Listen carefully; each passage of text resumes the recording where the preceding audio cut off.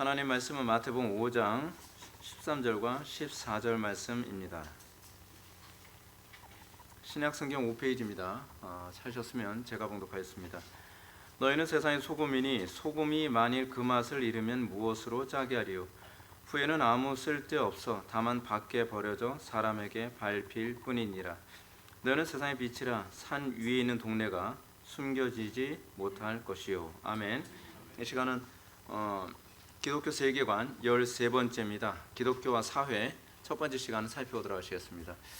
하나님께서 인간을 창조하셨다라고 했을 때에 인간을 처음에는 아담이라고 하는 한 사람을 창조하시고, 그리고 한 아담 안에서 하와를 창조하셔서 아담과 하와라고 하는 그 소위 한 본체에서 둘이 이루어지게 하는 그런 희한한 방식으로 사람을 창조하셨습니다. 그래서 하나님께서 창조하신 인간을 우리는 뭐라고 얘기하냐면 그 아담과 하와가 둘이 한 몸을 이루리로다 라고 하는 것으로서 이 두 사람이 하나의 사회를 이루도록 하시는 그런 독특한 방식을 사용하셔서 우리를 창조하셨습니다. 하나님이라고 하는 이 분부터가, 이 세 분이 성부, 성자, 성령 세 분 하나님이 한 본체를 이루시는데, 이 세 분이시라고 하는 것이 가져다주는 중요한 메시지 중에 하나는 뭐냐면 세 분 하나님이 하나의 사회를 이루고 계신다고 우리가 볼 수가 있습니다. 근데 이 하나님의 형상에서 아주 중요한 부분이 뭐냐면 사회를 이루는 것입니다. 그리고 하나를 이루는 것입니다. 궁극적으로 여러 인격체가 모여서, 그러니까 성부, 성자, 성령 세 분이 three person이라고 얘기해서 이 세 분이 독립된 인격을 가지고 계심에도 불구하고 하나의 일체를 이루시는 사회를 보여주고 계시는 것처럼, 하나님께서는 우리를 창조하시되 우리가 독립된 개인의 소양을 가지고 있음에도 불구하고 이 소양이 분열하지 아니하고 오히려 하나의 공동체를 이루길 원하신다는 것을 기억하셔야만 합니다. 그런데 하나의 공동체를 이루는데 우리가 교회라고 하는 큰 그림의 관점에서 봤을 때에 그 교회를, 공동체를 이루는 또는 사회를 이루는 주체는 항상 하나님이 되셔야 합니다. 그리스도께서 머리가 되셔야 된다는 개념이 그 개념이죠. 자, 우리가 오늘 이제 첫 번째로 보는 것이 기독교와 사회의 문제, 사회에 관한 문제입니다. 상당수의 많은 사람들이 이제껏 그렇게 생각하는 사람들이 상당히 많았습니다. 기독교가 종교 생활만 잘하면 되고 사회에 대해서는 관심을 가질 필요가 없다고 생각을 했습니다. 요즘에 와서 이제 교회에서 사회에서의 교회의 책임이라는 얘기를 이제 많이 하게 되는데, 이 개념이 예전에 제가 어렸을 때는 거의 별로 없었던 개념이었습니다. 제가 이제 10대 때나 20대 때 같은 경우에는 교회에서 사회적 책임에 관한 얘기를 하게 되면 굉장히 좀 리버럴한 교회만 이런 얘기를 한다고 생각을 했던 것이 사실입니다. 그래서 교회는 주로 이제 모이면 뭐예요? 맨날 부흥회하는 거죠. 맨날 불 받아라, 뭐 받아라, 뭐 맨날 뭐 아우성 치고 뭐 떼굴떼굴 구르고 불 받았다고 뭐 울고 불고 난리치고, 그게 신앙생활 잘하는 거라고 생각을 했습니다. 근데 그리고 나 하나만 구원받았으면 이제 나는 종교로서 아주 그냥 모든 걸 다 얻은 것처럼 그렇게 생각을 했습니다. 근데 우리가 먼저 오늘 본문 말씀을 먼저 한번 보게 되면 예수님께서 하시는 말씀이 이겁니다. 이게 마태복음 5장, 6장, 7장이 여러분들이 잘 알고 계시는 것은 산상수훈이라고 얘기를 합니다. 근데 산상수훈의 이 마태복음 5장을 보면 앞부분에서 팔복이 언급되어지는데, 이 팔복은 구원받은 하나님의 백성들의 정체성에 관해서 얘기를 하는 부분인데요. 그 정체성도 어떤 정체성이냐? 누가 구원받은 사람인가? 그러니까 심령이 가난한 사람이다, 애통하는 사람이다, 온유한 자다, 의에 줄이고 목마른 사람이다, 복에 긍휼히 여기는 사람, 뭐 마음이 청결한 사람, 뭐 이렇게 쭉 얘기를 합니다. 그러면 이런 사람들이 그럼 어떻게 살아가는 것인가? 이렇게 구원받았다라고 하는 이 복을 받았다고, 이제 구약에는 신약에서 주로 복을 받았다라고 하는 이 개념은 물리적 개념이 아니라 하나님을 영접했고 그 하나님의 자녀가 됐다는 개념을 복받았다고 주로 이렇게 언급을 합니다. 그게 구약적 개념이고, 그 구약적 개념을 그대로 끌어와서 신약에서 그렇게 언급을 합니다. 그리고 13절부터 언급하는 것이 뭐냐면, 그러면 복 받은 사람이 어떻게 살아야 되느냐, 하나님께서 왜 복을 주셨느냐라고 하는 이 질문을 이제 던지게 되는 것이죠. 우리는 이 질문을 던져야만 합니다. 예를 들어서 여러분, 하나님께서 여러분들에게 재물을 많이 주셨습니다. 그럼 우리에게 던져야 될 질문이 뭐죠? 왜 이 재물을 많이 주셨을까? 나 혼자 잘 먹고 잘 살라고? 또는 내가 성공하게 됐습니다. 또는 내가 좋은 학교를 들어가거나, 그렇지 않으면 내가 좋은 직장에 취직하거나 뭐 이렇게 그렇게 됐습니다. 또 하다못해 여러분들 우리들에게 자녀를 주셨습니다. 왜 주셨을까? 우리 질문을 던져야만 합니다. 이 질문을 던지지 않으면 그 다음부터 문제가 심각해지기 시작을 합니다. 왜냐하면 하나님께서 주시는 것이 복이 되냐 복이 되지 않느냐에 관한 문제는 하나님의 뜻대로, 오늘 난예배 때 여러분들한테 말씀드렸던 것처럼 그리스도 안에서 사용될 때라야만 그것이 복이 되는 것이지, 그리스도 안에서 사용되지 않으면 그것은 재앙의 도구밖에 안 됩니다.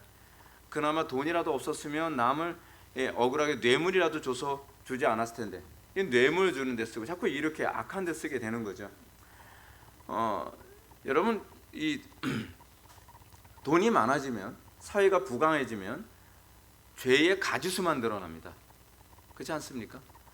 가난할 때는 저지를 엄두도 안 냈던 죄를 이제 돈이 많아지고 좀 여유가 많아지니까 별의별 죄를 다 짓고 돌아다닙니다. 별의별 죄를 다 짓고 돌아다니는데 돈이 너무 많으니까 해외 원정 가서 죄를 짓고 돌아다닙니다. 그렇지 않습니까? 비행기 표값이라도 살 만한 돈이 없으면 해외 가서 나쁜 짓을 안 하는데, 이 깨진 바가지가 이제 외국까지 나가서 그 물을 흘리고 돌아다니는 거예요. 그죠? 그러니까 여러분들은, 우리는 무조건 많이 가져야만 복이라고 생각하는 건 굉장히 유물론적이라거나 이방 종교적인 개념입니다. 우리는 많이 갖는 것이 복이 아니라 소유한 것을 하나님의 뜻대로 사용할 때에 비로소 그것이 축복이냐 저주냐가 규정이 되는 것입니다. 근데 뭐라고 말씀하십니까? 너희는 뭐로 창조됐다? 소금으로 창조됐다, 이거죠. 너희는 뭐로 창조됐다? 빛으로 창조됐다, 이거죠. 근데 소금이 그 맛을 잃으면 무엇으로 짜게 하리요? 빛이 빛을 비추지 않으면 어떻게 어둠을 밝히리요? 우리의 정체성부터 그겁니다. 우리는 소금이 되라고 구원받은 것이지 천당에 가라고 구원받은 개념이 아니에요. 근데 우리는 내가 소금으로서의 역할을 내가 왜 해야 되는데, 뭐 이런 거, 내가 꼭 굳이 빛의 역할을 해야 구원을 받나요? 아니, 구원 이렇게 해야 구원을 받는 것이 아니라 우리는 이러한 상태로 구원받은 거예요. 이런 일을 하도록 기능을 그렇게 구원받은 거란 말이에요. 근데 우리에게 이런 본성적 변화가 없으니까 우리가 소금의 역할을 하고 싶지 않고 빛의 역할을 하고 싶지가 않은 거죠. 자, 그러면 소금이 맛을 내려면 어디서 맛을 내죠? 자기 혼자 맛 냅니까? 맛을 내는 이유가 뭐예요? 사회죠. 사회 안에서죠. 뭐 작게는 가정이라는 사회 안에서 소금이 맛을 내는 것이고, 크게는, 좀 더 크게는 교회 또는 지역사회, 더 나아가서는 국가, 더 나아가서는 전 세계, 이런 식으로 맛을 내라고. 사실은 소금이나 빛의 기능은 어떤 기능이냐 하면, 나를 위해서 소금이 맛을 내는 거 아니고요, 나를 위해서 빛을 내는 게 아닙니다. 외부를 위해서입니다. 외부. 그러니까 맛이 없는 곳에 맛이 나게 한다든지, 썩는 곳이 썩지 않게 한다든지, 어두운 곳을 밝히기 위해 존재하는 겁니다. 그것이 예수를 믿는다는 개념이죠. 예수님께서 계속 그 말씀을 많이 하시지 않으셨습니까? 그렇다고 한다면 우리가 무엇인가 주어졌을 때, 예를 들어서 노블레스 오블리주가 얘기하는 것처럼 우리에게 많이 주어졌다는 것은 많은 책임이 부여됐다라고 하는 걸 의미하는 거죠. 그러면 그 책임을 감당해야 된다고 하는 이 책임에 대한 감각이 있어야 되는데, 책임에 대한 감각이 없다는 게 문제입니다. 문제는 이거죠. 우리는 책임질 생각은 하지 않고 무조건 좋은 대학만 가겠다는 거예요. 좋은 대학 가서 무슨 짓 하려고요? 요즘 그런 얘기 많이 하잖아요. 사법부에 대해서 판사들을 굉장히 나쁘게 평가하는 표현까지 많이 나왔습니다. 왜냐하면 이 재판을 자기 멋대로 재판하니까요. 그래서 판세라는 말까지 나왔어요. 판세. 풀진 않을게요. 그냥 네이버 그 이상한 사전에서 한번 좀 검색해 보면 나와요. 이게 왜 자꾸 그런 얘기가 자꾸 나옵니까? 내가 왜 판사가 됐는가? 내가 왜 검사가 됐는가? 내가 왜 정치가가 됐는가? 내가 왜 이 사회 고위관직에 앉게 됐는가? 왜 앉게 된 거죠? 도대체 왜 앉게 된 거예요, 도대체? 내가 왜 돈을 많이 버는 거죠? 왜 우리가 왜 사업을 돈을 많이 안 벌어왔어요? 모르겠어요? 그렇죠. 그럼 적게 벌었으면 왜 적게라도 벌게 하셨을까? 그 생각을 해죠. 출세를 해봤어야죠. 출세하시면 기억나실 쯤 있습니다. 책임이에요. 우리는요, 주어진 만큼 책임입니다. 저는 개인적으로 이제 그런 생각을 많이 해요. 왜 교인들이 많기를 바라지? 저는 목사님들 보면 각각 다 이해가 잘 안 돼요. 왜요? 교인들이 많으면 그만큼 책임만 더 무거워지잖아요. 그렇지 않나요? 우리는 많이 갖는 것이 그만큼 많은 책임이 있다는 생각을 하지 않고 우리는 권리만 주장합니다. 그러면 세상하고 뭐가 다르죠? 세상 사람들이 왜 출세하려고 하는데요? 세상 사람들이 왜 돈을 많이 벌려고 하는데요? 세상 사람들이 왜 더 많이 소유하려고 하는데요? 책임을 더 많이 지고 싶어서요? 아니잖아요. 자꾸 휘두르려고 그러는 거잖아요. 근데 예수님께서는 너희는 구원받았으니까 이제 권리 주장해라, 그러지 않죠. 예수 믿는 것이 참 한편에서 힘든 게 뭐냐면 예수님께서 본을 보이셨던 것처럼 자기 모든 권리 다 포기하신 게 예수님이십니다. 아무든지 나를 따라오려거든 자기를 부인하고 자기 십자가를 지고 나를 따를 것이야. 그럼 주님을 따른다는 게 뭘 의미해요? 권리 포기하는 거죠. 예수님에 대한 그 표현이 그거잖아요. 하늘 보좌를 버리시고 낮고 천한 이 땅에 오셔서 당신이 창조주의 권리를 포기하시고 피조물의 위치로 내려가시고 당신이 모든 것을 다 자기 마음대로 하실 수 있음에도 불구하고 스스로 권리를 다 포기해 가시면서까지 어떻게 그 권리를 포기한 것 중에 정점이 뭡니까? 예수님께서 말씀하셨죠. 나는 내 생명을 포기할 권한도 있느냐, 권리도 있느냐. 예수님은 당신의 생명을 포기하는 것까지도 그 권리를 행사하셨어요. 예수님 믿는다는 게 그겁니다. 자, 기독교와 사회, 성속 이혼론의 문제. 그러면 기독교는 사회를 향한 책임을 다하지 않은 이유로 여러 질타를 받습니다. 맞는 질타입니다. 오늘날 기독교는 사회에서 무가치한 종교로 인식되죠. 그렇죠, 당연하죠. 소금의 그 맛을 잃으면 무가치한 거죠. 그리고 등이 빛을 발하지 않으면 무가치한 거죠. 근데 우리는 그런 가치와 책임을 행사하려고 하지 않잖아요. 내가 몸담고 있는 가정, 내가 몸담고 있는 직장, 교회, 사회, 그래서 우리는 자꾸 신앙 좋다는 게 뭡니까? 신앙 좋다는 게 뭐예요? 교회 열심히 출석하고 기도 많이 하고 헌금 많이 하고 봉사 많이 하고 그러면 신앙이 좋은 겁니까? 저는 그렇게 생각을 안 해요. 신앙이 좋다고 하는 건 하나님의 뜻대로 사는 겁니다.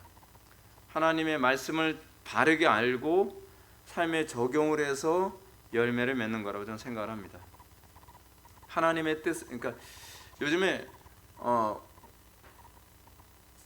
우리 아이들하고 이제 같이 듣는 잘 듣는 이제 찬양지 하나가 이 마라나타라고 하는 곡이 있는데 거기에 이런 그 가사가 나와요. 마라나타에서 나오던가 하늘의 뜻이 내 마음속에 들어오는 거. 여러분, 예수를 믿고 나서 우리에게 나타나는 게 뭐냐면 하늘의 뜻이 내 마음속으로 들어오는 겁니다. 그래서 하나님의 뜻이 내 뜻이 되는 거예요. 하나님의 목적이 내 목적이 되는 거예요. 하나님의 선하신 작정이 내 작정이 되는 거예요. 난 그래서 하나님의 뜻과 계획에 내가 참여하는 것을 내 기쁨으로 여기는 거죠. 우리가 예수 믿기 전에 어땠습니까? 내 뜻이 하나님께로 상달되는 거잖아요. 내 뜻을 가지고 하나님을 움직이는 거잖아요. 근데 신앙은 정반대예요. 우리는 어떻게 이렇게 정반대로 살아가는데 도가 텄는지 몰라요. 하나님의 뜻이 내 안으로 들어와서 우리가 하나님의 뜻대로 사는 거거든요. 하나님의 뜻이 나를 움직이는 거거든요. 근데 우리는 내 뜻으로 하나님을 움직이는 게 신앙이 좋은 거라고 생각하잖아요. 그죠? 막 금식하고 뭐 철야하고 뭐하고 하면서 하나님을 반드시 꺾어야 돼. 하늘 보좌를 움직여야 돼. 아니 하늘 보좌를 막 그렇게 함부로 막 움직이면 곤란해요. 그럼 진짜 큰일 납니다. 하늘 보좌를 움직이는 것이 아니라 내 뜻이 꺾여야 됩니다. 그래서 우리의 기도에 대해서 예수님께서 뭐라고 말씀하십니까? 하늘에 계신 우리 아버지 이름이 거룩히 여김을 받으시면 나라의 임하시는 뜻이 하늘에서 이룬 것처럼 땅에서도 이루어지되 하늘의 뜻이 하늘에서 이룬 것처럼 땅에서도 이루어지는 것이 우리의 관심이 되어야 되는 겁니다. 그래서 항상 하나님의 뜻이 내 속으로 들어오는 데 관심이 있고 하나님의 뜻을 이루기 위해 내 삶이 헌신되어지는 것, 그게 이제 비로소 신앙이 좋다라고 얘기할 수 있는 거죠. 자, 예수님은 너희는 세상의 소금이며 소금이 그 맛을 이루면 무엇으로 짜게 하리요? 뭐 이런 말씀을 하셨죠. 기독교는 세상을 떠나 존재하지 않습니다.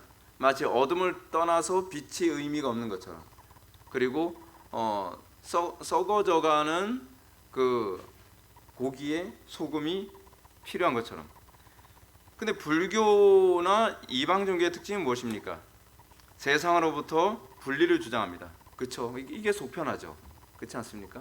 세상과 딱 분리돼서 산속에서 수양하면 얼마나 좋습니까? 세상 사람들은 자꾸 이제 그걸 원합니다. 이 기독교는 우리의 타락한 본성하고 너무 다릅니다.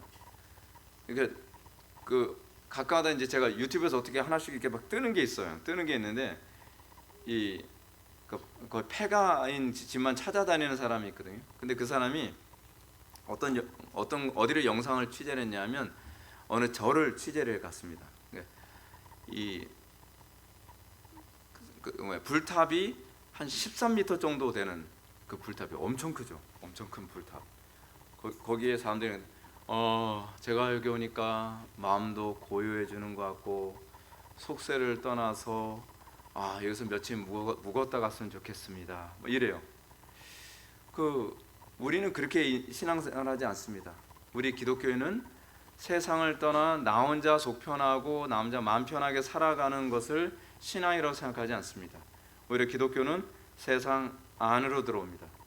우리는 세상에 거하지만 우리는 마음으로 분리되는 겁니다. 우리는 물리적인 분리를 선택하는 것이 아니라 마음의 분리를 선택합니다. 우리의 마음은 세상과 분리되고 우리의 육신은 이 땅에 거하면서 이 땅을 어떻게 해요? 거룩하게 하는 것이 우리 기독교입니다. 그래서 칼빈주의에서 흔히 얘기하는 것처럼 교회는 세상에 거하지만 세상에 속하지 않는다라고 얘기합니다. 문제가 이거 아닌가요?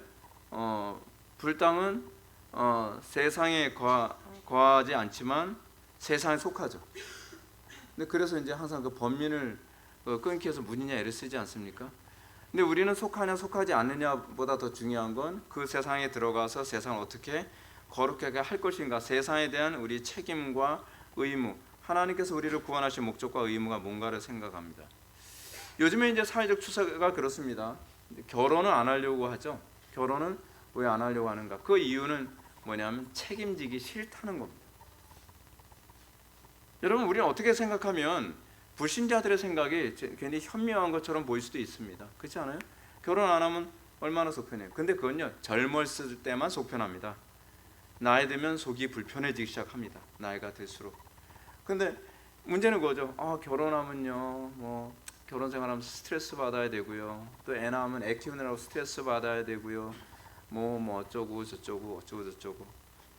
근데 기독교를 뭔가 좀 잘못 알고 있는 것 같은데요. 우리는 이익 보려고 결혼하는 게 아니거든요. 우리는 이 땅에 주님의 명령이기 때문에 결혼하는 것이고, 생육하고 번성하고 땅에 충만해서 하나님의 통치를 구현하기 위해 우리는 그렇게 하는 겁니다. 물론 우리 교회는 이제 억지로 이제 결혼 안 하려고 하는 사람들이 없죠. 근데 결혼 좀 빨리 했으면 좋겠어요. 자, 뭐 무슨 얘기 하려고 하다 거기가. 하여간 신자는 그렇습니다. 하나님께서 우리 기독교 신앙에서 사고 방식 중에 중요한 사고는 뭐냐면 모든 것이 우연은 없고 다 필연이라고 생각을 하는 겁니다. 여러분들이 이 교회에 왔을 때 필연이고요. 그런데 어떤 직장에 가게 됐을 때 그것도 필연이고요. 여러분들이 어떤 사람과 결혼하게 됐다고 했을 때 그것도 필연입니다.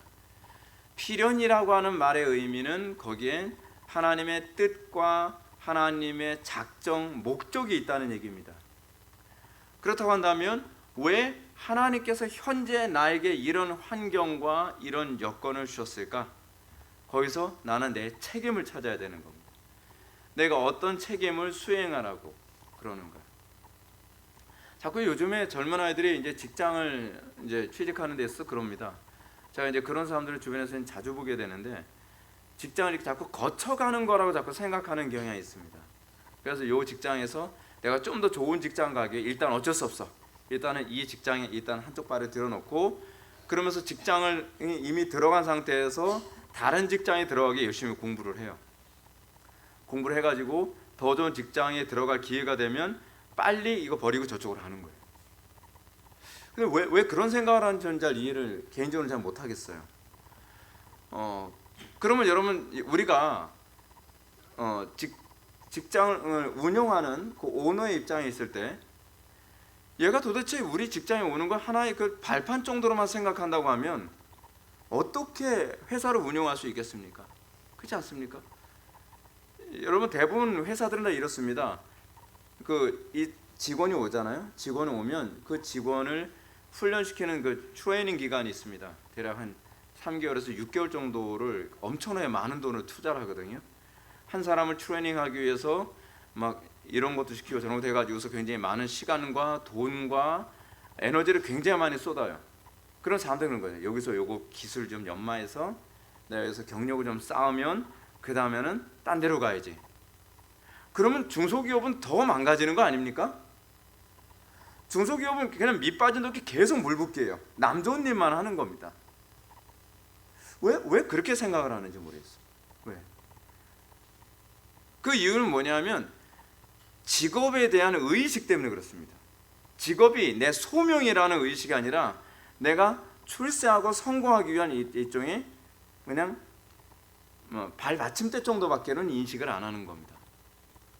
근데 그렇게 하게 되면 사회가 전반적으로 다 붕괴됩니다, 여러분. 주변의 인간관계를 수단이라고 생각을 합니까? 주변의 인간관계를 목적이라고 생각합니까? 결혼을 수단이라고 생각하면 굉장히 곤란하잖아요. 근데 직장 생활을 수단이라고 생각하면 그것도 곤란한 거 아닌가요? 여러분 예를 든다면 오너가 자기 밑에 있는 사람들을 수단으로 생각을 한다면 소모품이죠. 근데 오너가 그렇게 생각하는 건 불편한데 이 회사원들이 이제는 회사원들이 오너를 수단으로 생각을 하는 거예요. 소모품처럼. 내가 더 좋은 직장을 가기 위해 지금 어쩔 수 없으니까 이 직장에 왔지 그러는 거예요.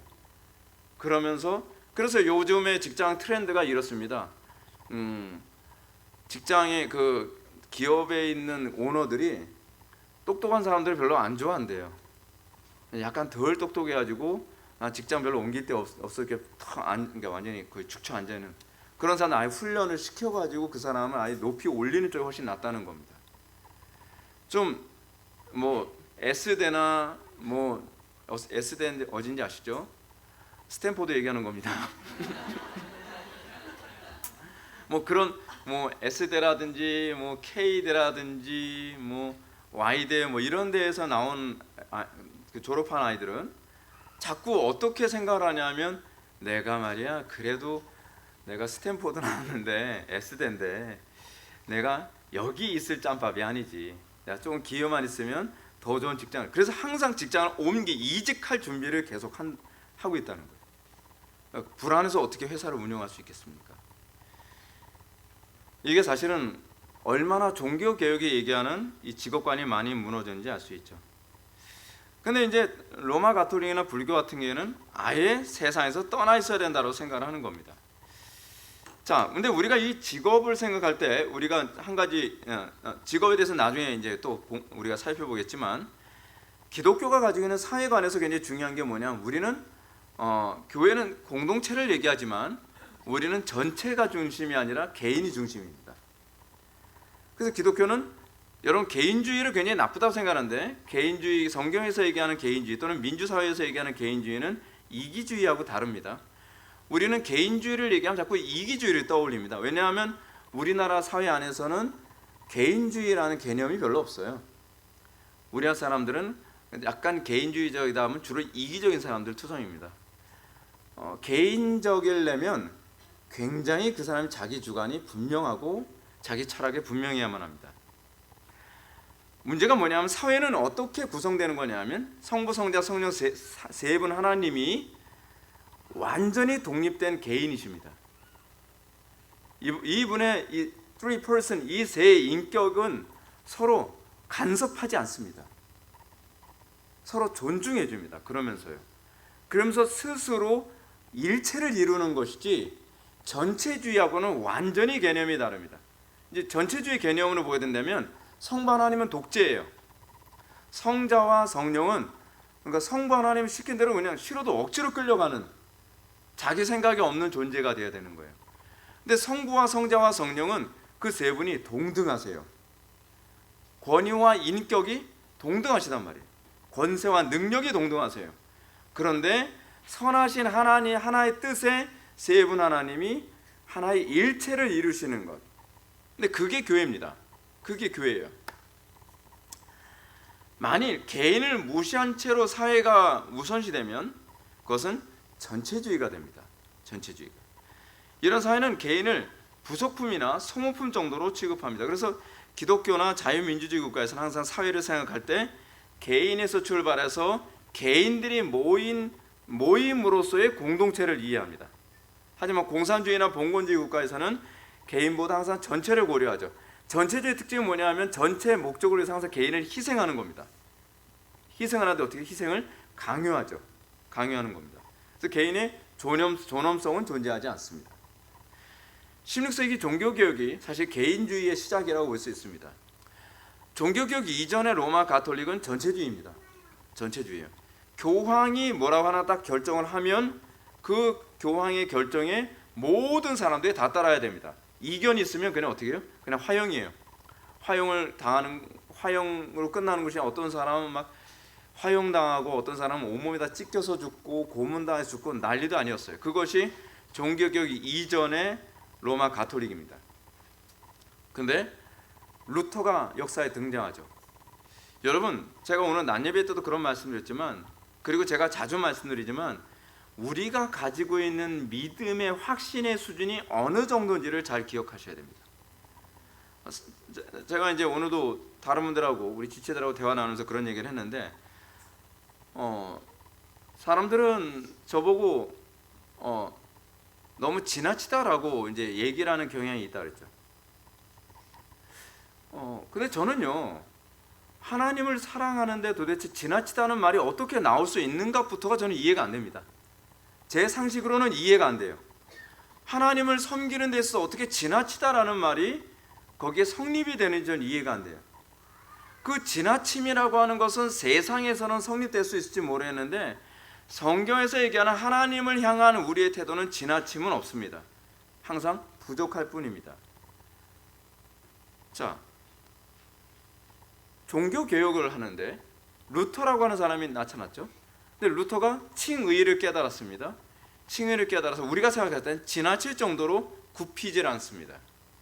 교황이 뭐라 그래도 굽히지 않고 뭐 추기경들이 막 협박을 해도 굽히지 않고 물리력을 아무리 가해도 굽히질 않습니다. 그러다가 보름스 회의에 종교 회의에 이 사람이 강제로 이제 부름 받아 가지고 거기서 어떻게 답변하냐에 따라서 이 사람은 죽고 사는 게 결정되는 거죠. 루터 가기 전에 얼마나 두려움에 떨었는지 하나님께 기도하고 주변 사람들 보고 기도해달라고 그러고 갑니다. 보름스 회의에 딱 갔더니 거기에 자기가 썼던 책들이 수북히 쌓여 있는 거예요. 책도 얼마나 많이 썼는지 막 수북히 쌓여 있어요. 그러면서 그 종교회의에서 얘기하는 거예요. 네가 쓴 책이 얼마나 불온적이고 얼마나 잘못된지 아냐. 네 말을 취소하지 않는다고 한다면 너는 이 책처럼 불태워 죽을 생각을 해야 된다라고 얘기하는 거예요. 화형이죠. 그 당시에는. 루터가 하나님의 신에 충만해서 이렇게 얘기합니다. 내가 성경에서 틀렸다는 것을 입증하십시오. 그러면 나는 얼마든지 내가 틀렸다라고 얘기하겠습니다. 그러나 나는 틀린 말을 한 적이 없고 나는 하나님 앞에서 코람데오죠. 하나님 앞에서 나는 조금도 부끄러움이 없습니다. 그리고 루터는 얘기합니다. 주여, 내가 여기 서 있나이다. 나에게 긍휼을 베풀어 주소서. 그렇게 하면서 그거를 넘어가는 거예요. 지나치지 않나요? 왜? 언제부턴가 기독교는 하나님 말씀대로 정확히 사는 것을 같은 기독교인들 사이에서도 지나치다고 생각을 하죠. 루터가 그렇게 지나치지 않았다고 한다면 종교개혁이 일어나지 않았습니다. 그렇지 않나요? 저는 제가 말을 안 해서 그렇지 가끔 하다가 김 목사는 사람들한테 신앙생활 하는 거 얘기하는 건 좋은데 너무 좀 지나칠 때가 있어. 지나칠 때가 있었나요? 저는 지나친 적이 없어요. 한 번도 지나치게 얘기한 적이 없어요. 항상 부족하게 얘기했지. 하나님 앞에서 좀 그렇게 얘기해 주세요. 그럼 전 진짜 너무 좋을 거예요. 근데 전 지나치게 얘기한 적이 없어요. 그러면서 거기서 이제 개인이라고 하는 것이 나옵니다. 다수가 다 루터의 교황의 주장을 다 따라간다 할지라도 한 명이 절대적인 진리를 믿는 그 한 사람이 옳음을 얘기할 수 있는 것, 그거죠. 거기에 개인의 위대함이 있는 거죠. 그 개인을 통해서 종교개혁이 일어난 겁니다. 자, 요즘에 학교 보십시오. 이제 학교에 개인이 존재하나요? 생각이 좀 다른 애가 있어요. 선생님 뭐라고 얘기하는데, 선생님 저는 생각이 다른데요. 그러면 모든 애들이 다 쳐다봅니다. 아이씨, 저거 핍박받아야 되겠네. 모든 사람들 다 눈빛이 핍박할 눈빛을 다 쳐다보잖아요. 아니 왜 그러죠? 생각이 다를 수도 있는 것 아닌가요? 그렇지 않나요? 그리고 걔는 왕따 되는 거예요. 근데 생각이 다르다고 하는 것을 항상 이걸 개인을 존중해줘야 된다고 하는 이 개념은 어떤 개념이냐면 절대적인 옳음이 있다고 하는 것에 대한 인식에서 나오는 거예요. 인간이 완벽히 옳을 수 없다는 거죠. 그래서 종교개혁의 전통 중에 하나가 무엇이냐면 교리 논쟁입니다. 절대적인 옳음에서 벗어나면 그것은 언제든지 공격을 받을 준비가 되어 있어야 된다는 거예요. 종교개혁 이전에는 그게 존재하지 않았습니다. 교황이 얘기한 거에서 제 생각엔 그게 동의할 수 없다고 생각하는데요. 면죄부는 아닌 것 같은데요. 그러면 어떻게 되죠? 죽여. 다른 생각을 존중하지 않는, 그게 전체주의 아닌가요? 히틀러가 얘기했는데 히틀러의 말에 딴지를 걸어요? 그러면 그날 죽는 거죠. 김일성, 김정일, 김정은이 말했는데 이거에 대해서 다른 생각이 있다? 그럼 그날로 쥐는 알 수 있게 죽어요. 그렇죠? 그런 식으로 이제 사람들을 다 제거해 나가는 거예요. 근데 종교개혁의 정신은 어떻습니까? 종교개혁의 정신은요, 생각이 다르다고, 김 목사님 그렇게 얘기했는데 나는 신학적으로 생각이 다릅니다. 오케이, 그럼 우리가 정직한 질문에 정직한 답변, 토론하고 논의하면서 무엇이 더 성경적이냐로 가는 거죠. 그래서 뭐가 나온 거예요? 신앙 고백서 같은 게 나올 수 있었던 거예요. 그런데 점점 시대가 어떻게 돌아갑니까? 개인이 존중받지 않죠.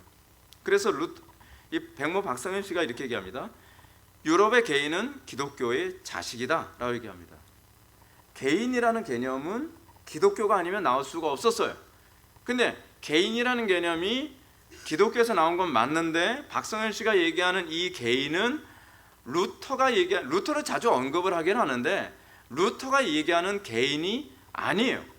그러니까 백모 박성현 씨가 개인의 위대함에 관해서 얘기하면서 루터를 가까다 언급을 합니다. 근데 제가 그 언급하는 걸 가만히 들으면 이런 생각을 해요. 저분이 니체의 개인과 이 루터가 얘기한 개인의 차이를 알고서나 얘기하나? 루터가 얘기하는 개인은 진리를 수호하는 차원으로서의 개인이에요. 근데 니체가 얘기하는 개인은 독단적인 주관적 개인이에요. 완전 다르죠. 그러니까 오늘날 이 사회 안에서 자꾸 개인을 얘기할 때 그 개인은 성경이 얘기하는 그런 개인과 굉장히 거리가 멉니다. 그건 굉장히 상대주의적 개념으로서의 개인이에요. 자, 기독교는 전체보다 개인을 우선시합니다. 그래서 기독교는 전체를 지켜내기 위해 개인의 희생을 강요하지 않습니다. 오히려 개인의 그 전체를 바꾸는 방식에 있어서 항상 기독교는 어떠냐면, 그러니까 전체주의적 개념은 이래요. 시스템을 바꾸면 세상이 바뀐다라고 생각하는 것이 전체주의적 사고예요. 근데 기독교는 어떠냐면 개인이 바뀌어서 전체가 바뀐다는 개념입니다. 그래서 우리는 어떤 개념이죠? 끊임없이 전도하죠. 복음을 전하죠. 더딘 것 같지만 한 명 한 명을 그리스도인으로 만들어가면서 사회를 개혁해 나가죠. 근데 그것이 기독교 역사예요. 종교개혁의 역사가 그거예요. 16세기 때 종교개혁이 일어나면서 항상 종교개혁자들은 시스템을 바꾸는 것보다는 항상 개인을 바꾸는 데 관심이 많았습니다. 그래서 교회도 개교회주의적이죠. 교회 하나하나가 바르게 쓰면 결국 국가가 바뀔 거라고 생각을 하는 겁니다. 그래서 개인에 관심이 많습니다. 근데 언제부턴가 여러분 잘 보십시오. 요즘 교회들은 개인에 별로 관심이 없습니다. 얼마나 많이 모이느냐에 굉장히 관심이 많죠. 그렇죠? 많이 모이면 그게 부흥한 교회예요. 많이 모이면 그게 제대로 된 교회예요. 시스템이 잘 움직이면 그게 제대로 가는 교회. 아니요, 그거는 전체주의의 전형적인 방식입니다. 전체주의는 항상 이 교회가 제대로 가는가 잘못 가는가를 바라보는 항상 관점이 시스템이 잘 돌아가느냐에 주로 관심을 갖고 있습니다. 그런데 기독교는 그렇지 않습니다. 각자 개인들의 신앙이 정상적으로 돌아가느냐를 주로 관심을 갖습니다. 그래서 시스템 전체가 잘 돌아가지만 개개인이 가지고 있는 신앙이 성경에 위배되어진다고 하면 그 교회는 잘못 돌아간다라고 그렇게 보는 거죠. 그래서 기독교는 문화를 통해 전도하지 않습니다. 전도를 통해 문화를 바꿉니다. 그러니까 자꾸 문화를 통해서 전도하고 문화를 통해서 세상을 바꿔가겠다는 건 이게 사실 전체주의적 관점입니다. 그래서 저는 문화는 개인이 바뀐 결과이어야 된다고 보는 것이 제 입장입니다. 문화로 개인을 바꾸지 못합니다. 기독교는 그래서 오늘날 한국교회는 언제부턴가 개인의 신앙보다 전체 곧 교회가 잘 움직여지고 있는가, 교회가 원활하게 성장하는가 여기에만 집중을 합니다. 그래서 항상 뭐에 관심이 있냐, 몇 명 모이냐, 요번에 추석 몇 명 했냐, 주로 이거에 관심을 많이 갖습니다. 한 명 한 명이 바르게 신앙생활하고 있는지, 한 명 한 명이 정말 하나님에 대해서 관심을 갖고 있는지 그거에 대해서 별로 관심을 갖지 않습니다.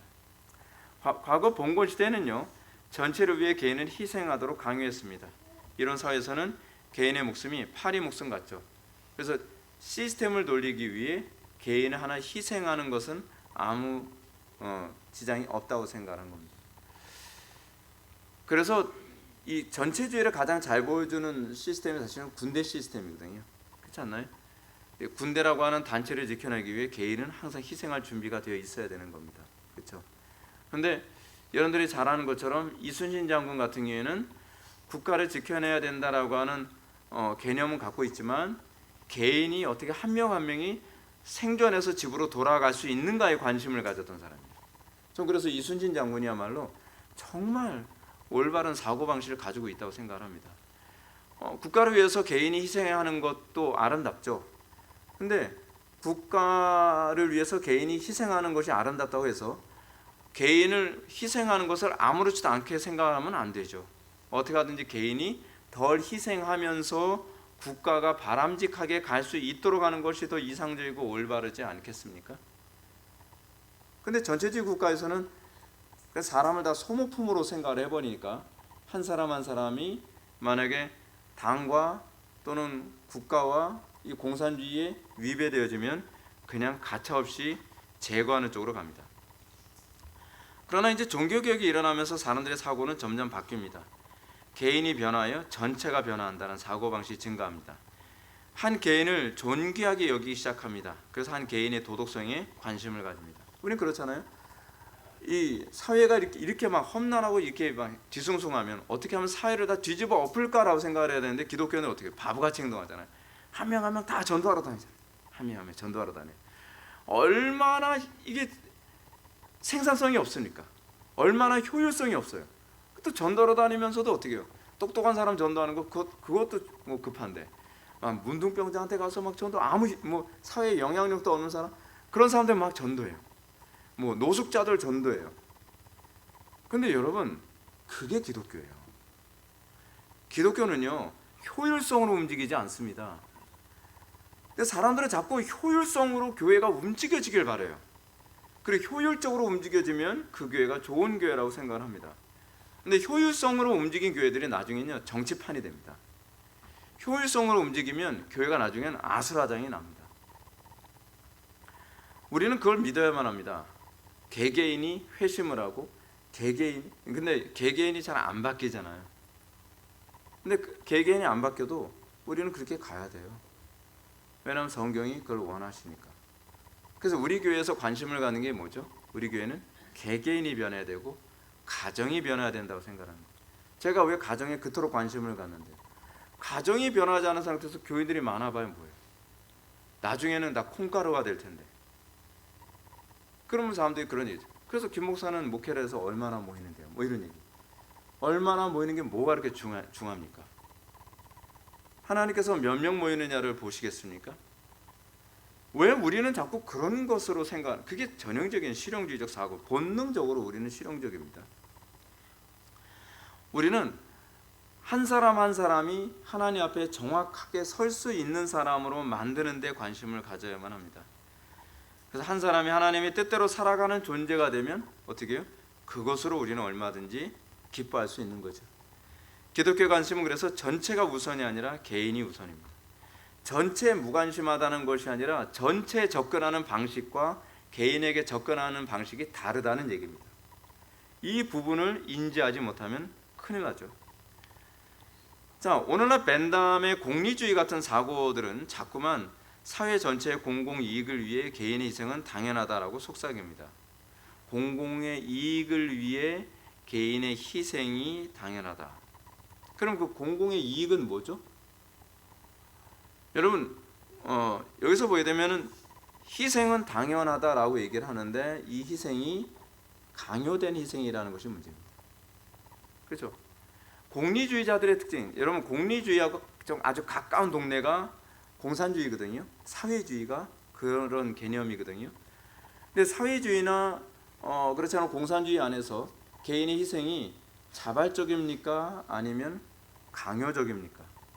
강요적입니다. 문제가 그겁니다. 사랑에 의해서 자기가 희생을 하는 거야 사실 문제가 안 되죠. 왜냐하면 인류의 역사는 자기가 뭐 한 단체나 국가나 어느 모임을 사랑해서 자발적으로 희생한 사람들 통해 유지되는 거니까요.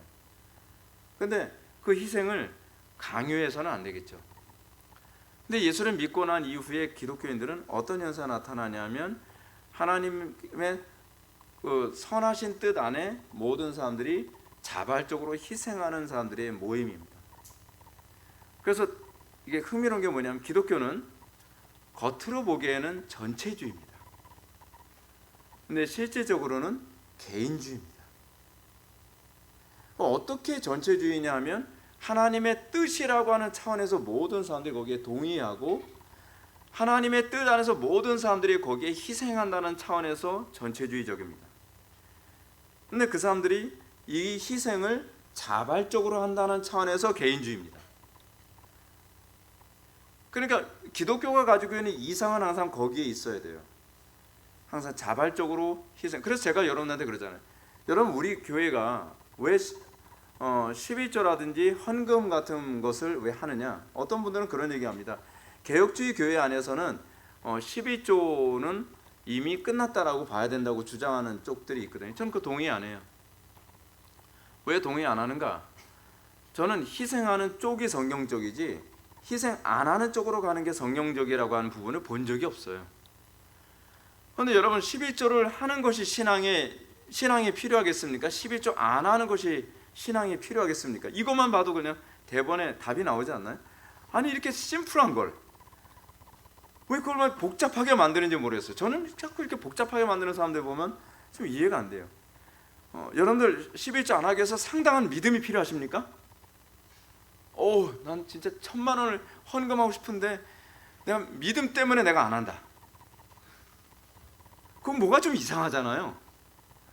1,000만 원의 헌금을 안 하는데 믿음이 필요한 것이 아니라 1,000만 원 헌금하는 게 믿음이 필요한 거 아니겠습니까?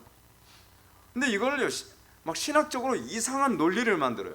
그래서 뭐라고 얘기하냐면 11조가 이미 끝났다라고 하는 이런 논리를 만들어가지고 막 사람들한테 가르치는 거예요. 여러분 신약시대 와서는 11조 제도는 끝났습니다. 왜냐하면 율법이 끝났기 때문에 막 얘기를 하는 거예요. 그럼 저는 논리 다 떠나서 생각하는 거죠. 저거는 믿음이 없어도 아니 교회를 안 다녀도 할 수 있는 건데 그렇잖아요. 교회 안 다녀도 11조를 안 할 수 있는 거잖아요. 그걸 왜 설득을 하려고 애를 쓰죠? 11조 하는 사람의 믿음을 꺾어야 되는 거죠, 사실은. 그렇잖아요. 그런데 여러분, 제가 여러분들한테 11조를 안 하려고 작정한 사람들한테 11조 하게 만들려면 이거야말로 논리가 필요한 거 아닙니까? 그리고 11조 안 하는데 인색한 사람이 11조를 하려면 거기에 믿음이 필요한 거 아니겠습니까?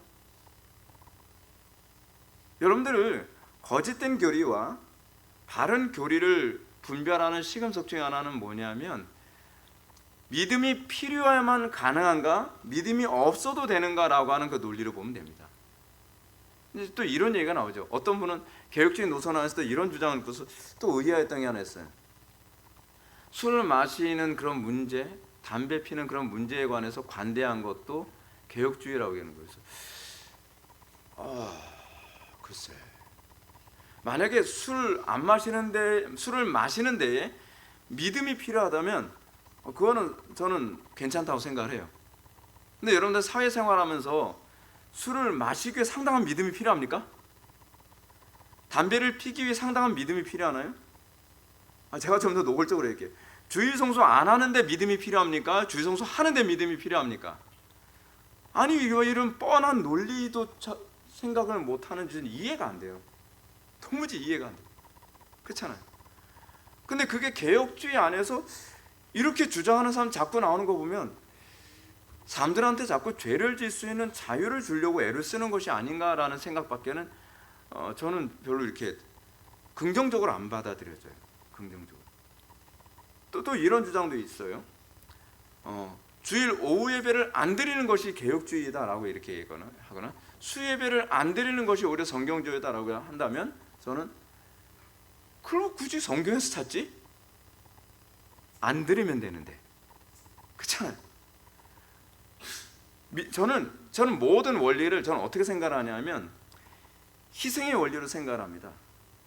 내가 희생해야 하고 내가 믿음이 있어야만 할 수 있는 것이 아니라고 한다면 그건 아무리 달콤한 논리고 아무리 탁월해 보이는 논리라 할지라도 성경적 원리는 아닙니다. 그렇잖아요, 여러분. 근데 자꾸 이런 식으로 사람들을 자꾸 혼란스럽게 만듭니다. 우리가 이 개개인의 소중한 관에서 성경도 어떻게 또 얘기하고 있나 봅시다. 성경은요, 우리는 하나님의 형상대로 창조됐기 때문에 그리스도께서 하신 모습을 통해서 우리의 신앙을 측정을 해야 되는데, 예수님은 잃은 양을 찾는 목자의 비유를 말씀하셨습니다. 근데 어떻게 하셨냐? 양 한 마리를 찾는 일에 전체 돌보는 일보다 앞서고 있습니다. 전체를 돌봐야 되는데 전체를 돌보는 것보다 양 한 마리를 찾는 데 앞서고 있단 말이에요. 그 정도로 우리는 정반대잖아요. 효율성을 따지게 됐을 때 양 100마리를 지키기 위해서 저 한 놈은 죽어도 괜찮아. 그게 우리 사고잖아요. 근데 오히려 예수님의 사고는 저 한 마리를 위해서 때로는 이 99마리의 양을 돌보는 일을 잠깐 오히려 피할 수도 있다고 생각하는 그런 관점들. 그러니까 이 얘기는 99마리를 돌보지 않아도 된다는 얘기가 아닙니다. 그 정도로 하나님께서는 개개인을 중요시 여긴다는 겁니다. 이건 전체적인 사고에서 봤을 때 굉장히 충격적인 일이죠. 굉장히 충격적인 일입니다. 자, 기독교적 사고, 곧 개인주의적 사고가 확립되면 교회는 교인 숫자가 많고 적음에 크게 연연하지 않습니다. 도리어 한 개인이 하나님 앞에 올바로 섰느냐에 관심을 갖습니다. 사회 전체가 우리가 항상 정신을 차려야 되는 게 그겁니다. 민주주의는 다수결의 원칙으로 가죠. 그렇죠? 다수결의 원칙으로 가기 때문에 다수결이 항상 옳다는 걸 의미하지는 않습니다. 근데 문제는 다수결의 원칙 때문에 때로는 소수의 의견이 무시를 당할 수가 있죠. 근데 소수라 한다 할지라도 자유민주주의 체제 안에서 정말 탁월한 것이 뭐냐면 소수가 다수에 저항해서 뭐 개인이 목소리를 낼 수 있는 여지를 만들어 놨다는 겁니다. 그게 아름다운 거거든요. 근데 다수가 결정했기 때문에 소수는 무조건 아닥하고 따라와. 입 다물어. 다수가 결정한 거 아니야. 근데 그렇게 되면은 사실은 진리는 그렇게 덮여버릴 수 있습니다. 그럼 여러분들 이제 그런 생각을 하겠죠. 그러면 하나님께서는 왜 교회 안에 투표라는 제도를 통해서 장로나 안수집사 같은 사람들을 선출하도록 하시는가? 다수결의 원칙이잖아요. 그렇죠? 그리고 교회 안에서 당회가 조직됐을 때 당회도 다수결의 원칙에 의해서 움직여지기도 하거든요. 그렇게 되면 여러분들은 좀 혼란스럽지 않습니까? 그런데 여러분, 그 가운데서도 우리는 한 가지 이런 부분도 생각을 해야만 합니다. 하나님께서는 그 방식을 통해서도 일을 하시기도 하신다. 그런데 하나님께서는 적어도 교회에서 소수의 의견이라고 해서 무시되지는 않습니다.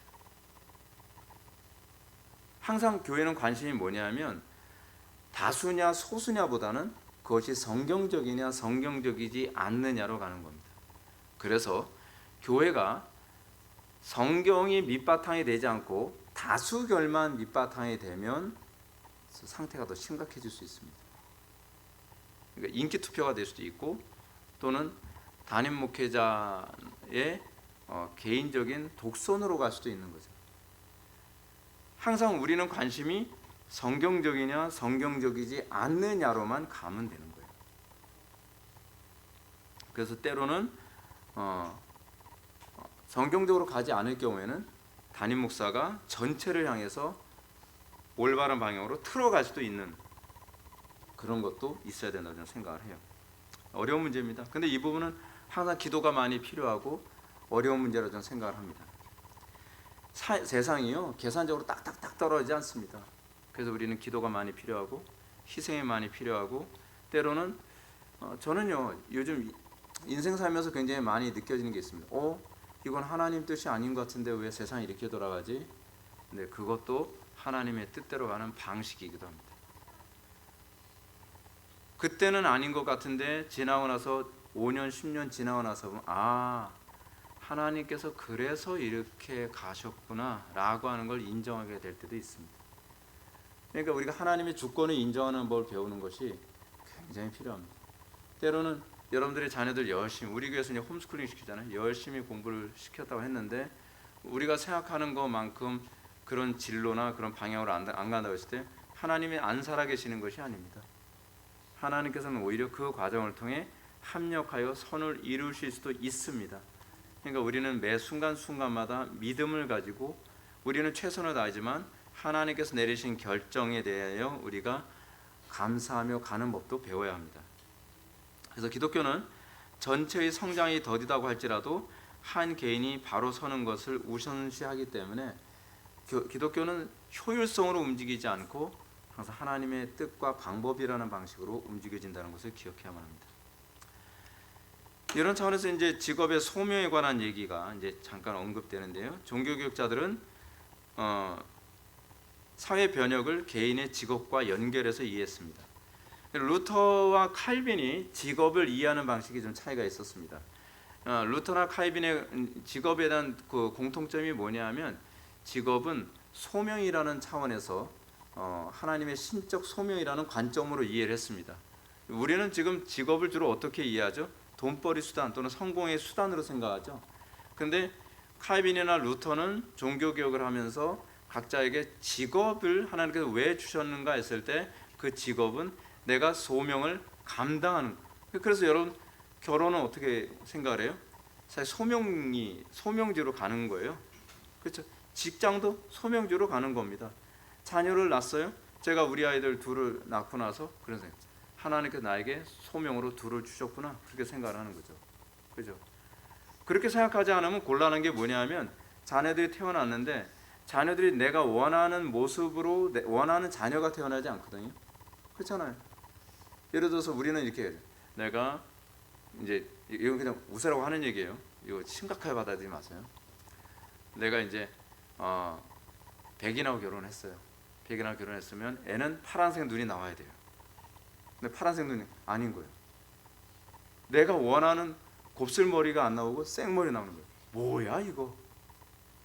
그리고 애가 굉장히 지능이 높길 바라는데 지능이 아니 원래 혼혈하다는 지능이 좋아야 되는 거예요. 지능도 별로예요. 재능도 별로 없는 것 같아요. 왜? 내가 원하는 대로 태어나야 되는 거죠, 애들이? 제가 말씀드리고 싶은 게 그거예요. 왜 우리는 내가 원하는 어떤 유형의 아이들이 태어나야 되는 거죠? 그건 아니에요. 그냥 하나님께서 나에게 소명으로 맡기는 거예요. 그러니까 여러 아이들을 이 집에도 태어나게 하시고 저 집에도 태어나게 하시고 다 태어나게 하시는데 우리에겐 이런 아이를 주신 것이고 그럼 나는 그 소명에 충실하게 그 아이들을 하나님께서 보시기에 좋았더라의 상태로 양육하면 되는 거예요. 왜 우리 아이들이 꼭 명문대학에 들어가야 되고 왜 우리 아이들이 꼭 성공을 해야 되고 왜 우리 아이들이 다 부자가 돼야 된다고 생각하죠? 그건 자기 욕심이죠. 그렇지 않나요? 사실은 결국 그걸 통해서 내가 뭔가 이득을 얻으려고 하는 것 아닌가요? 우리가 가장 근본, 물론 우리 아이들이 공부도 많이 하고 성공하고 출세하고 그렇게 사는 것이 나쁘다는 얘기는 아닙니다. 근데 본질적인 부분을 생각을 해야 되는 거예요. 아이들은 소명입니다. 아이들이 우리에게 주어졌을 때 우리는 소명으로 아이들을 봐야만 합니다. 내 자식이 아니라 하나님의 자녀라는 차원에서 소명으로 봐야 되는 거죠. 근데 이런 관점에서 보게 되면 교인들 한 명 한 명 올 때마다 되게 스트레스가 돼요. 그냥 새로 사람들이 와요. 그럼 소명이 또 늘어나는 거예요. 아, 저 사람들도 하나님 말씀 또 키워야 되는데 바르게 양육을 해야 되는데 소명이 자꾸 늘어나는 거예요. 그러니까 사람들이 늘어나면 늘어날수록 되게 스트레스가 돼요. 이걸 어떻게 소명을 감당해야 되나? 돈 많이 벌면서 스트레스 받나요? 돈이 막 통장에 막 써요. 기뻐할 문제만이 아닙니다. 돈에 공이 하나씩 더 붙을 때마다 여러분들은 스트레스도 같이 쌓여야만 합니다. 왜 하나님께서 나한테 돈을 주시는?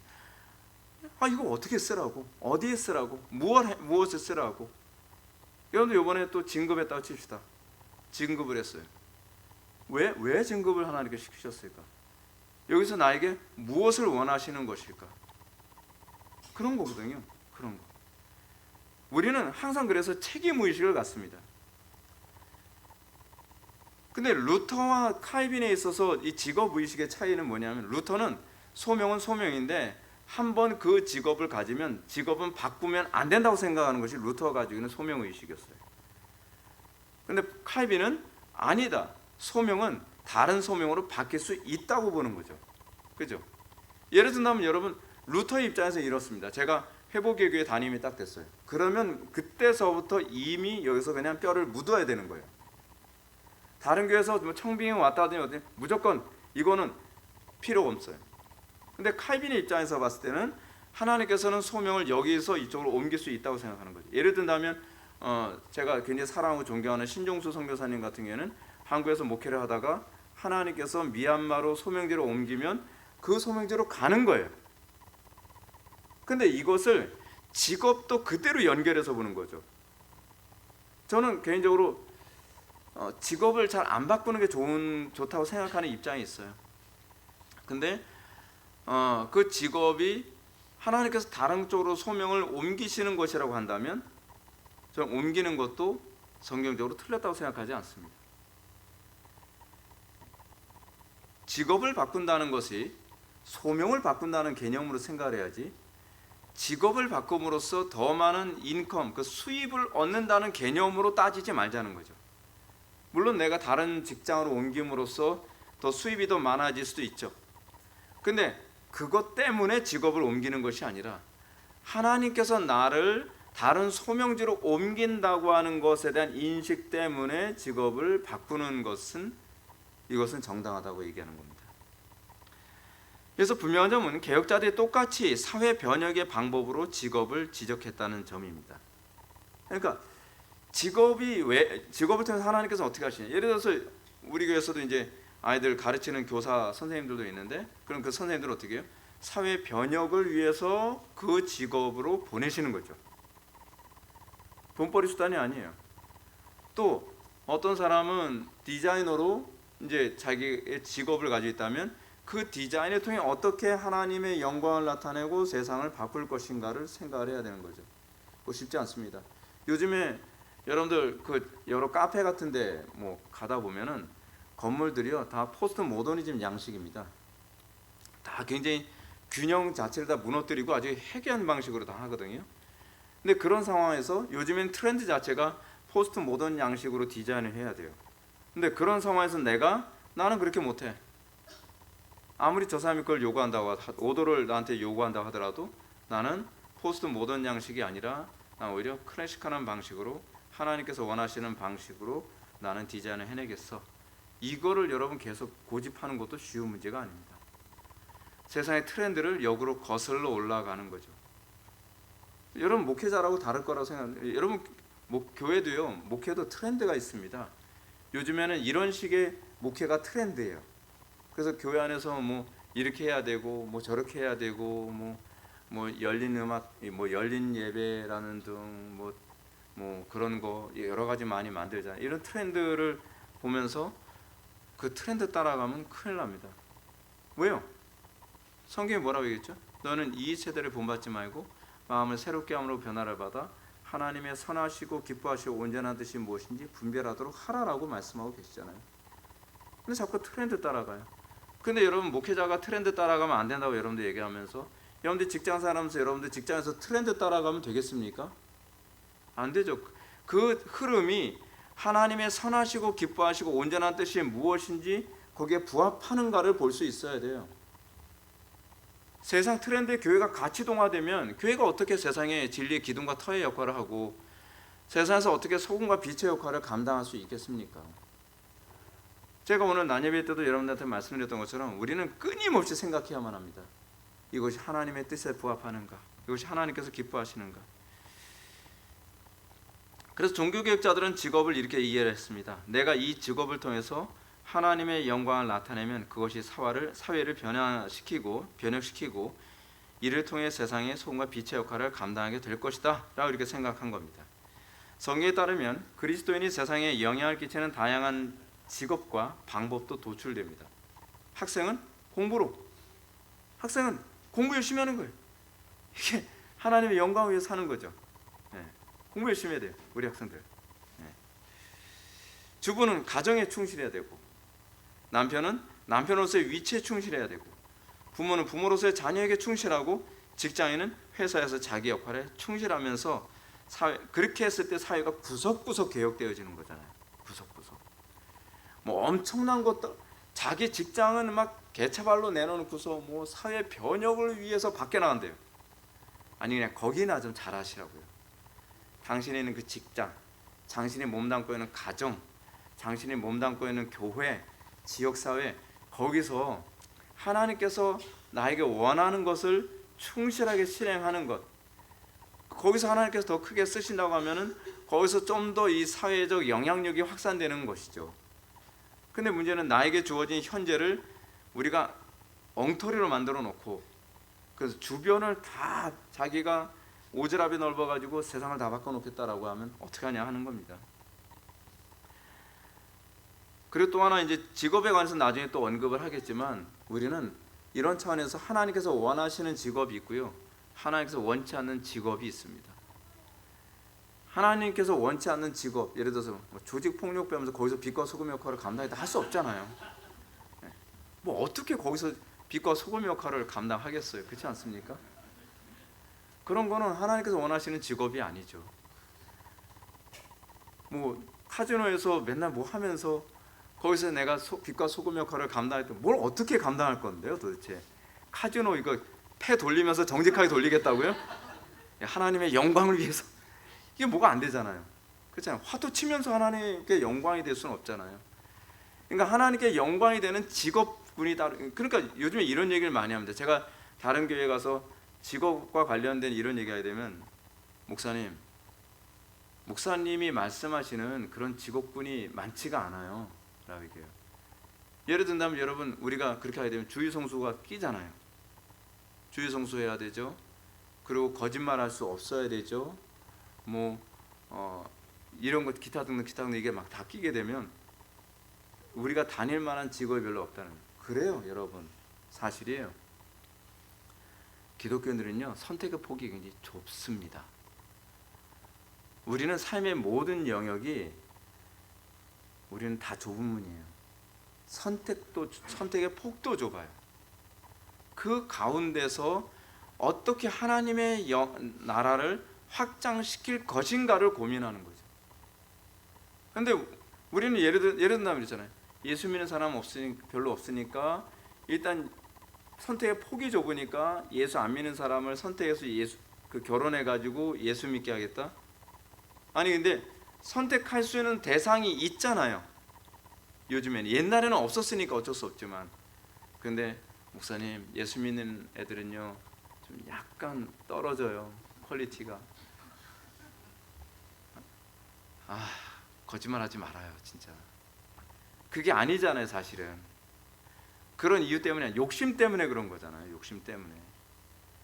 우리가 이 땅 살아가면서, 여러분 좀 시간이 지나면 어떨지 모르겠어요. 저는 요즘 그런 걸 많이 느끼는데, 하나님 나라 위해서 사는 거 이외에는 남는 게 하나도 없더라고요. 그거 위해서 사세요. 나이 들어서 세상 떠날 때 저녁 가까이 오면 아쉬운 건 그거밖에 없습니다. 내가 하나님 나라 위해서 이렇게 살았으면 더 좋았을 걸. 이렇게 살았으면 더 좋았을 걸. 내가 왜 엉뚱한 거 가지고서 인생을 낭비하면 살았나, 그런 생각하게 됩니다. 너희는 먼저 그의 나라와 그의 의를 구하라. 그리하면 이 모든 것을 너에게 더하여 주리라. 우리가 그걸 위해서 창조되었고, 그걸 위해서 구원받았고, 우리는 그걸 위해서 살아가는 것입니다. 여러분들이 항상 하나님의 나라와 영광 위에 여러분들의 인생을 바르게 사용할 수 있게 되어지길 바랍니다. 기도하시겠습니다. 사랑이 많으신 하나님, 우리가 이 땅에서 소금과 빛의 역할을 감당하도록 이 사회에, 이 대한민국에 우리가 세워진 줄 압니다. 우리가 수많은 나라 중에서 대한민국에서 태어나고, 또 수많은 지역 중에서 또 이 지역에서 태어나서, 또 수많은 교회들 중에 이 교회에서 신앙생활하고, 수많은 직업 중에서 하나님께서 정한 그 직업, 학교를 다니게 한 것 또한 우연이 아니라 다 필연인 줄 믿습니다. 우리가 그 안에서 하나님의 뜻을 구하게 하여 주시고, 주님의 뜻이 우리의 마음속에 들어와 그 뜻이 나를 통해서 세워지게 하여 주옵소서. 예수님의 거룩하신 이름으로 기도 올려옵나이다.